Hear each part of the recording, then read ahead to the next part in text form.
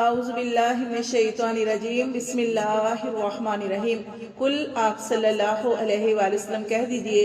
اغیر اللہ کیا علاوہ اللہ کے اتخذو میں بناؤں ولی کوئی دوست فاطر السماواتی حالانکہ وہ اللہ تبارک و تعالیٰ کی ذات وہ بنانے والی ہے آسمانوں کو والارض اور زمین کو واہوا اور وہ اللہ یطعمو اور وہ کھلاتا ہے سب کو کھلاتا ہے ولا یطعم اور وہ خود نہیں کھاتا۔ اب جیسے وہ عیسائی جو ہیں وہ نعوذ باللہ عیسیٰ علیہ السلام کو ان کی والدہ کو خدا کہتے ہیں، تو وہ دیکھیں خدا وہ نہیں ہوتا جو کھاتا ہے، تو عیسیٰ علیہ السلام بھی کھانا کھاتے تھے اور ان کی والدہ بھی، تو اللہ تعالیٰ فرماتے ہیں کہ رب تو وہ ہے کہ جو کھلاتا ہے دوسروں کو کھلاتا ہے ولا یطعم اور جو نہیں کھاتا۔ قل آپ صلی اللہ علیہ وسلم کہہ دیجئے انی بے شک میں امرتو میں تو حکم دیا گیا ہوں، یعنی مجھے تو حکم دیا گیا ہے ان اکونا کہ میں ہو جاؤں اولا سب سے پہلا من اسلم وہ جس نے اپنا سر جھکا دیا، یعنی جو مسلمان ہو گیا سب سے پہلے مسلمان ہو جاؤں۔ ولا تکونن مسلمان سے مراد ماننے والا، اس حکم کو ماننے والا، ولا تکونن اور میں نہ ہو جاؤں من المشرکین شرک کرنے والوں میں سے۔ قل آپ صلی اللہ علیہ وسلم کہہ دیجئے انی بے شک میں اخاف میں ڈرتا ہوں ان عصیتو کہ اگر میں نے نافرمانی کی ربی اپنے رب کی عذابا تو عذاب ہوگا یوم عظیم بڑے دن کا عذاب، میں یصرف اور جس سے پھیر دیا جائے گا عنہ اس سے یوم عظیم اس دن، یعنی اس دن سے مراد قیامت والے دن۔ اللہ فرماتے ہیں کہ جس دن قیامت والے دن جس سے عذاب پھیر دیا جائے گا فقد رحمہ تو اس دن وہ خاص اللہ کی رحمت میں ہوگا۔ ٹھیک ہے، بے شک جیسے یہ کہ انسان اپنے اعمال کی وجہ سے اعمال کرنے چاہیے، اعمال جو ہیں وہ ضروری ہیں، لیکن پھر بھی اپنے عملوں پہ بھروسہ نہیں کرنا کہ ہمارے جو عمل ہیں یہ ہمیں نجات دے دیں گے۔ جیسے آپ کو ایک واقعہ بتایا گیا تھا کہ 500 سال سے ایک آدمی عبادت کر رہا تھا اور ایسی چٹیل میدان میں جا کے اس نے عبادت کی تھی اپنے گھر بار سب کو چھوڑ کے، تو اس نے اینڈ میں کیا کہا تھا، اللہ سے یہی دعا کی تھی کہ اللہ تبارک و تعالیٰ میری جو عبادت ہے، اس نے پہلے تو یہ کہا کہ جب میری موت آئی تو سجدے کی حالت میں آئی، اللہ نے اس کی دعا قبول کی کیونکہ وہ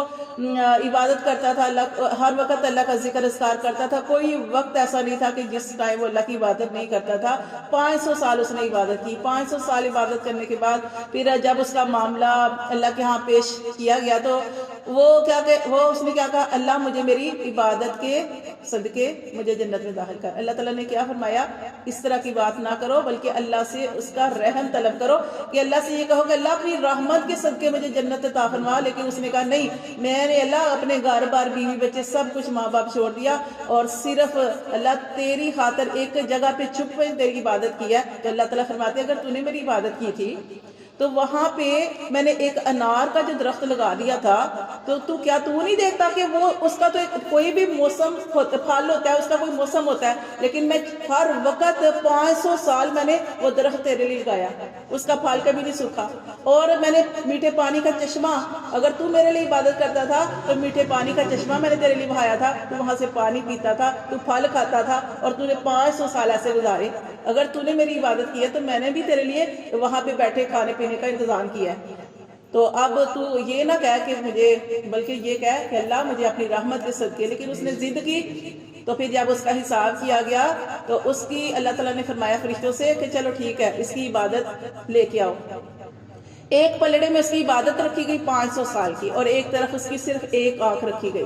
تو اللہ کی نعمت سے بڑھ کے کوئی چیز ہو نہیں سکتی۔ تو اللہ تعالیٰ کی وہ جو نعمت جو تھی آنکھ، وہ جو تھا اس کا پلڑا بھاری ہو گیا، اور 500 سال کی عبادت اس کی وہ پلڑا جو تھا مدد ایسے ہونے۔ تو یہ ہے کہ اللہ تعالیٰ سے ہمیشہ بے شک آپ عمال کرتے ہیں، عمال کرنے چاہیے، لیکن عمال کرتے ہیں لیکن ان کے اوپر یہ نہیں کہنا چاہیے کہ ہم عمال کرتے ہیں تو اپنے عملوں کی وجہ سے جنت میں جائیں گے، پھر بھی اس وقت بھی اللہ کی خاص رحمت ہی ہوگی۔ جیسے یہاں پہ بھی یہی کہا گیا کہ جس پر جو اس دن کامیاب ہو گیا کہ گویا وہ اس پر اللہ کی رحمت ہو گئی۔ جیسے ہم پڑھے تھے کہ اللہ کی رحمت کے 100 حصے ہیں، اور اللہ نے ایک حصہ دنیا میں اتارا ہے اور باقی 99 اللہ نے پاس رکھے۔ اگر دیکھیں اللہ ہر بندہ گناہ گار ہے، اگر اللہ پکڑنے پہ آئے تو چھوٹی سی بات پہ پکڑ لے، ٹھیک ہے، تو اس لیے اللہ سے ہمیشہ اس کا رحم ہی مانگنا چاہیے۔ اللہ فرماتے ہیں من یصرف، اور جس سے پھیر دیا جائے گا عنہ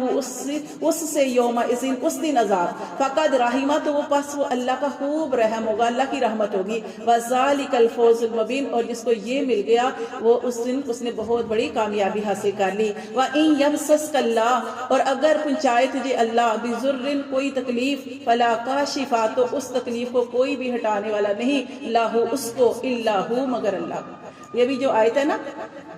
اس کو پڑھنے کا معمول بنانا چاہیے۔ وَإِن يَمْسَسْكَ اللَّهُ بِضُرٍّ فَلَا كَاشِفَ لَهُ إِلَّا هُوَ وَإِن يَمْسَسْكَ بِخَيْرٍ فَهُوَ عَلَى كُلِّ شَيْءٍ قَدِيرٌ۔ ہر روز 7 مرتبہ اس کو پڑھیں اور یقین کے ساتھ پڑھیں کہ دیکھیں اللہ تعالیٰ فرماتے ہیں کہ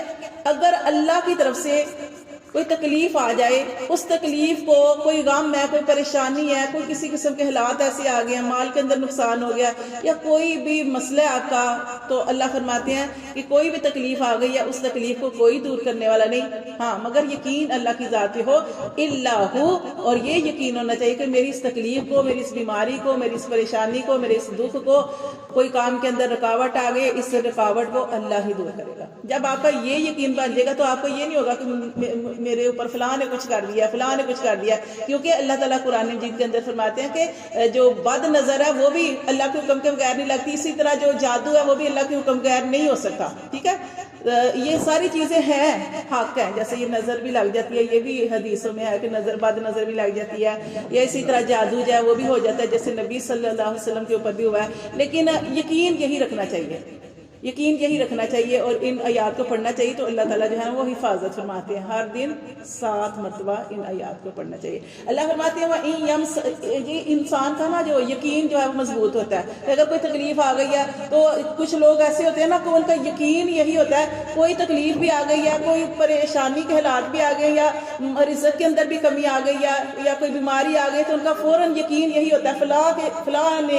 ایسے کر دیا، فلاں کی وجہ سے ہو گیا۔ تو جب آپ نے بس یہ یقین رکھنا ہے کہ اللہ کی طرف سے آتی ہے کوئی بھی تکلیف، اللہ کا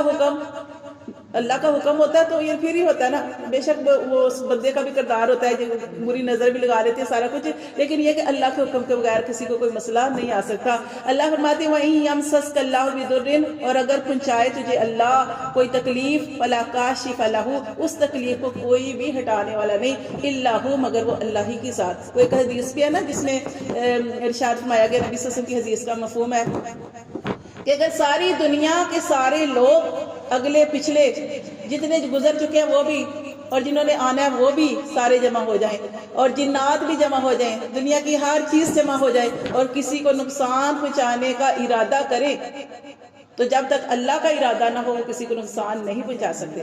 اور جب تک، اور اگر ساری دنیا کسی کو فائدہ پہنچانا چاہتی ہے اور اللہ نہیں چاہتا تو کسی کو فائدہ نہیں پہنچ سکتا۔ تو یہ یقین ہونا چاہیے کہ ہر چیز اللہ کے حکم سے ہی ہوتی ہے۔ اللہ فرماتے ہیں تکلیف کو کوئی ہٹانے والا نہیں، الا ہو، مگر وہ اللہ ہی ہے۔ وَإِن يَمْسَسْكَ بِخَيْرٍ، اور اگر پہنچائے اللہ تجھے کوئی بلائی،